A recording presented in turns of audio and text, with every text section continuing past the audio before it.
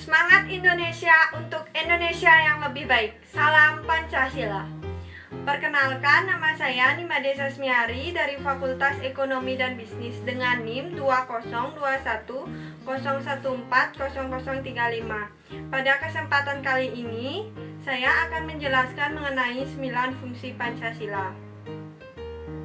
Pancasila merupakan rumusan dan kehidupan berbangsa dan bernegara bagi seluruh rakyat Indonesia. Ada 9 fungsi Pancasila, yaitu yang pertama, Pancasila sebagai identitas bangsa atau identitas nasional.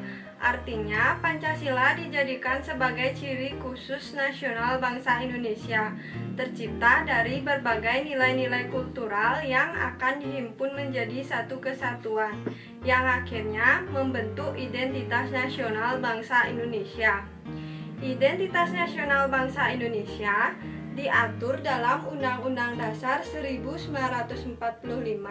pada pasal 35, pasal 36, pasal 36A, pasal 36B.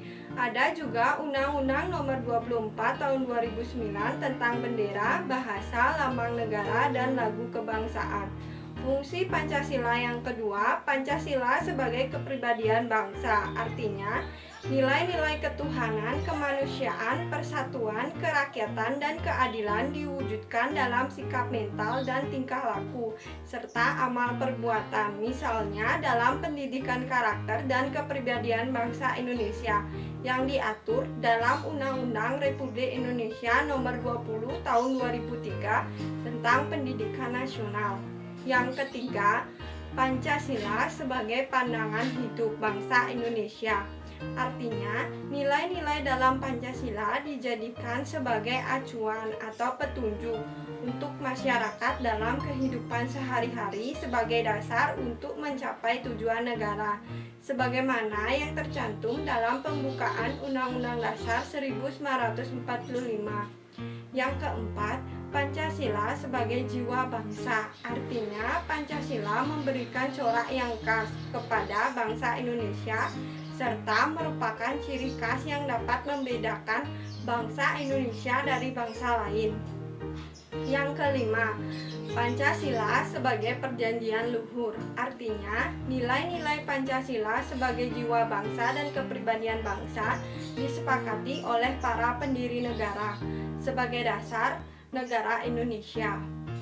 Yang keenam, Pancasila sebagai dasar negara. Artinya, Pancasila sebagai landasan dan sumber dalam membentuk dan menyelenggarakan negara, atau dapat diartikan sebagai sumber dari segala sumber hukum. Hal ini dapat kita lihat dalam TAP MPR nomor 3/MPR/2000 tentang sumber hukum nasional dan tata urutan perundangan dan juga kedudukan Pancasila, tertulis dalam pembukaan Undang-Undang Dasar 1945 pada alinea keempat.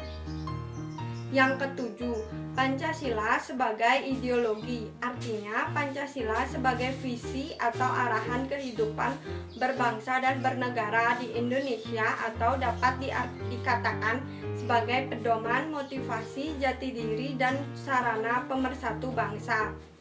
Yang kedelapan, Pancasila sebagai sistem filsafat.